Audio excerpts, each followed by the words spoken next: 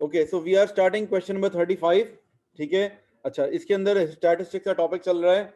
इसके अंदर हिस्टोग्राम और क्यूमुलेटिव फ्रीक्वेंसी दोनों कर्व दोनों एक साथ आ रहे हैं। ठीक है ना, हिस्टोग्राम एक बना हुआ है और हिस्टोग्राम की क्वेश्चन के अंदर अब आपको जो है ना क्या कहते हैं, हिस्टोग्राम बना हुआ है और आपको फ्रीक्वेंसीज निकालनी है। देखो फॉर्मूला क्या है, frequency density is equals to frequency upon class width.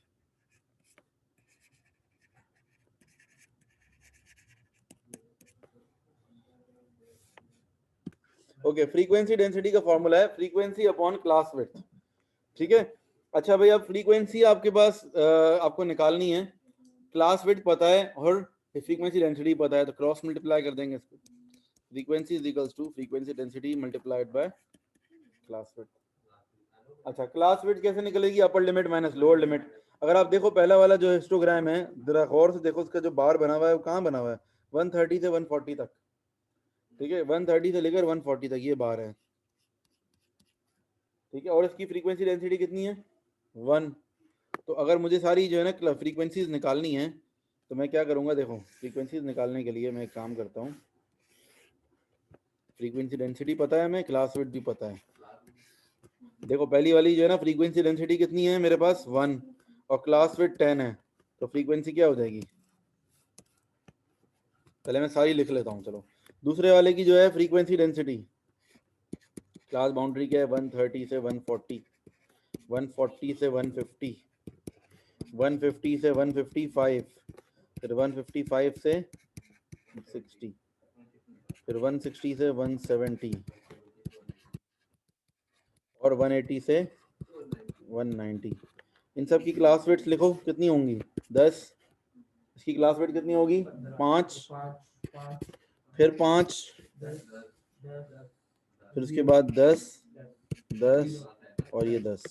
देखो ना, 170 माइनस 160, 180 माइनस 170, 190 माइनस 180। ठीक है, और इन सब की फ्रीक्वेंसी डेंसिटीज कहाँ से पता चल रही हैं, हिस्टोग्राम के जरिए। ये जो हिस्टोग्राम है इसमें देखो कितनी है, ये 3 है। फिर दूसरे वाले की जो है, इसकी तो 3 है, फिर इस वाले की 6 है, और फिर जरा थोड़ा सा आप लोग देखो, मेरे पास थोड़ा क्लियर नहीं बना हुआ, जरा देख के बता दो। 155 से 160 की कितनी बनी हुई है, इसकी 4 लग रही है मुझे, यहाँ तक है ना, 4 तक है ना, फिर वापस से 6 है।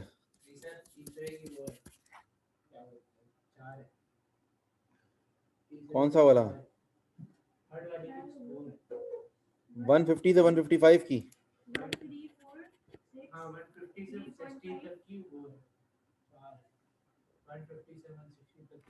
150 से 160 है ही नहीं, अलग अलग है।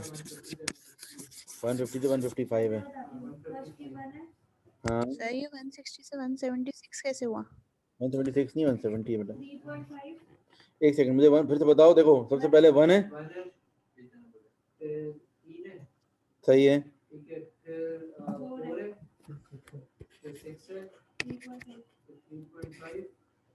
एक सेकंड वेट वेट, 155 से 166 है, ठीक है। अच्छा, फिर उसके बाद, हाँ ये तो दिख रहा है, ठीक है, 3.5, ये 3.5 है, फिर 170 से 180 तक 2 है, ठीक है। और ठीक है, मेरे पास क्लियर नहीं बना हुआ था इसलिए मैं आप लोगों से पूछ रहा हूँ, ये हो गया सर, जी। 150 से 155 की फ्रीक्वेंसी डेंसिटी 4 है, 6 थोड़ी है। ये मुझे कंफर्म कर दें प्लीज, बोल दिया नहीं, ठीक है। तो 6 किसकी है फिर,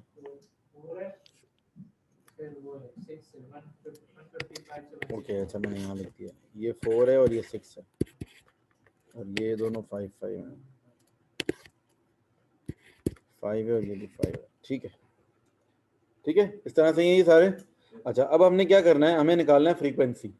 फ्रीक्वेंसी निकालने के लिए हम क्या करेंगे, frequency density multiply by class width. Frequency density multiply by class width, तो ये हो जाएगा आपका आंसर 10, यहाँ लिख देंगे 10। फिर 10 मल्टीप्लाई बाय 3, 30। फिर 5 मल्टीप्लाई बाय 4, 20, यहाँ भी 20 लिखता जा रहा हूँ। 5 इंटू 6, 30।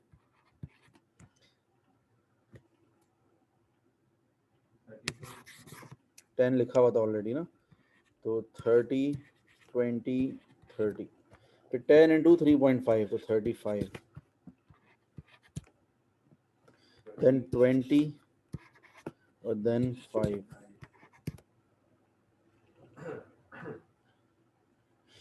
ठीक है, hence copy and complete the cumulative frequency table. Copy and complete the cumulative frequency table. अब क्या करेंगे, इनको ऐड करते हैं। 10 के बाद ये आ जाएगा 40, 60, 90, 125। ये सारे ऐड कर रहा हूँ मैं, देखो किस तरीके से कर रहा हूँ। अगर मैं यहाँ पर ही बना लूँ तो आप लोग आसानी हो जाएगी। पहला वाला तो सेम होता है, 10 होता है, फिर ऐड हो जाएगा 40, 60, फिर 90। कैसे हो रहा है ये ऐड हो रहा है? 60 प्लस 30 90, 90 प्लस 35 125 प्लस 145 और 150। 40, 60, 90, 125, 145 और 150। ठीक है, using a scale of 2 centimetre to represent 10 centimetres, draw horizontal x axis. ठीक है, और फिर उसके बाद using a scale of 1 centimetre represent 10 pupil, draw vertical axis. ठीक है, अब ये एक्सिस बनाने मेरे पास तो ग्रिड आसानी से आ जाएगा इसमें। जो ये लोग ग्रिड बना के देते हैं ना, उसमें बनाने में मुझे मुश्किल होती है कि मेरे पास जो लैपटॉप में जो है ना, इसको बनाना मुश्किल होता है। इनके ग्रिड पर, अपने ग्रिड पर बनाना आसान है। आप लोगों के लिए ज़्यादा आसानी है कि इनका बना हुआ ग्रिड हो तो आसानी से बना लोगे। ठीक है, आप लोग के पास नहीं बना? अच्छा, ये तो ग्राफ पेपर भी बनाना है। अच्छा भाई, अब करना क्या है, using a scale of 2 centimetre to represent 10 units, 2 centimetre to represent 10 units, draw horizontal axis from 130 to 190। अब हॉरिजॉन्टल एक्सिस 0 के बाद डायरेक्ट कहाँ जा रहा है? 130 पर, तो बीच में क्या बनाना पड़ेगा? अब ये ग्राफ हमारे पास तो है ही। आप लोग ग्राफ, अब answer the whole question of graph paper लिखा हुआ है ना, ग्राफ पेपर बनाना है। मेरे पास भी कहाँ है, मैंने भी देखो खुद बनाया ना, मैं खुद बना रहा हूँ। ग्राफ पेपर कहाँ है मेरे पास? देखो ये 0 है, 0 के बाद मुझे क्या करना है, 0 के बाद जो है एक फॉल्स ओरिजिन बनाना पड़ेगा, फिर आ जाएगा 130, फिर 2 सेंटीमीटर के बाद 140, 2 सेंटीमीटर के बाद 150, देन 160, 170, 180 एंड देन 190। ठीक है, अच्छा वर्टिकली क्या करना है, 1 सेंटीमीटर टू रिप्रेजेंट 10 प्यूपल्स। ये स्टार्ट करेंगे 10, 20, 30, 40 पर। टोटल जाना कहाँ तक है मुझे इसको? यस अयान बताओ कहाँ तक जाना होगा? हाँ क्यों?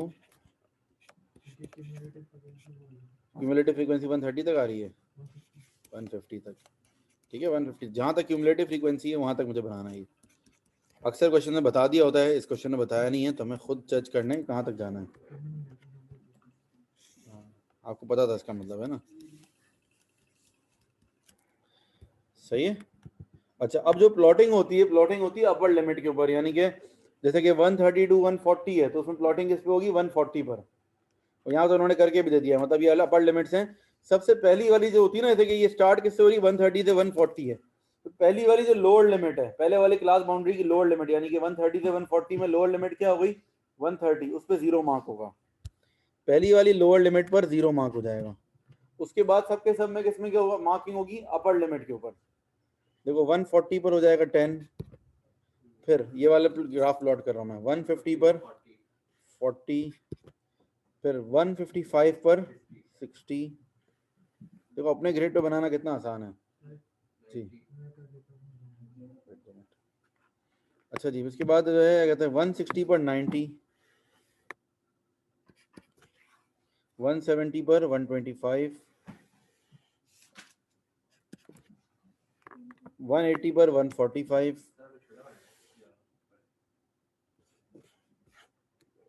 180 पर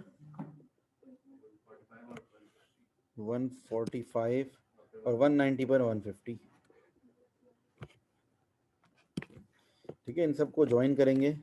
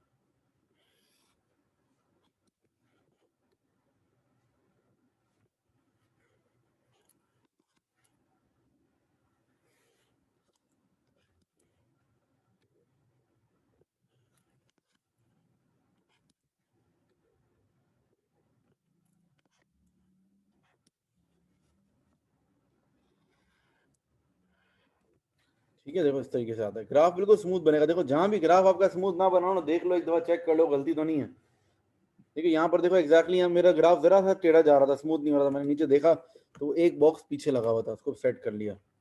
ठीक है, ग्राफ नेचुरली वो लोग आपको ऐसा देंगे कि वो स्मूथ बने। और आप ग्राफ कहीं से बिल्कुल आउट जा रहा हो ना एकदम से, तो आप जरा एक दफा एहतियातन चेक कर लो कि कोई प्लॉटिंग करने में मिस्टेक तो नहीं हो गई।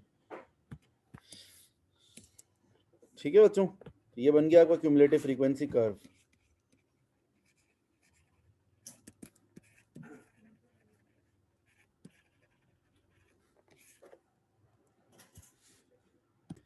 अच्छा भाई, अब इसके थोड़े से पार्ट्स रह गए, क्या है उसमें?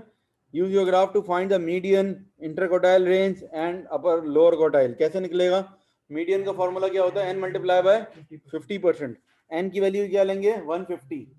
ठीक है ना, थोड़ी सी वर्किंग कर देता हूँ, बाकी सॉल्व आप लोग खुद घर पर करोगे। ठीक है, n मल्टीप्लाई बाय 50% करेंगे मीडियन के लिए।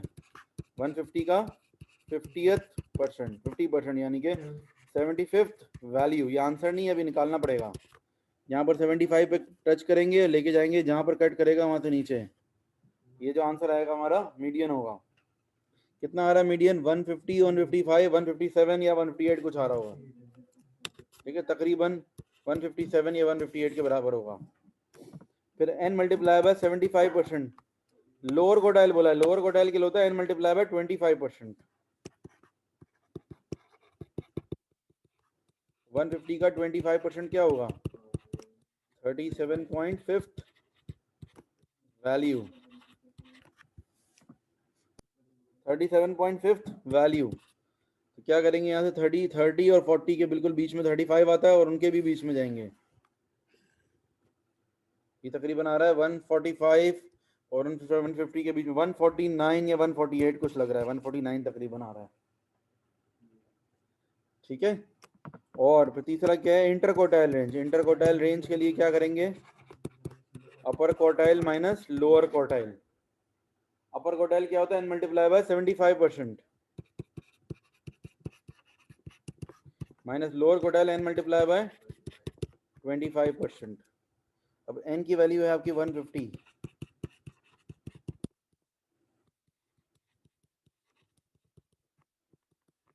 ये हो जाएगा आपका अपर क्वार्टाइल। हमने ये निकाला हुआ है, अपर क्वार्टाइल कितना, लोअर क्वार्टाइल निकालना पड़ेगा।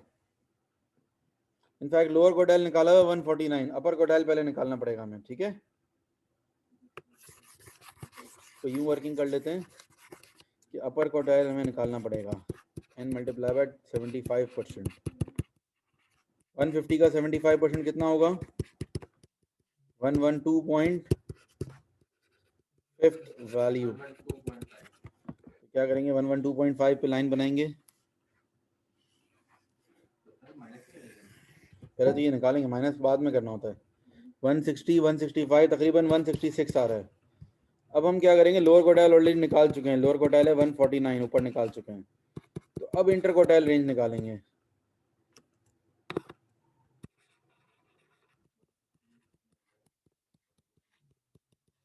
वन 166।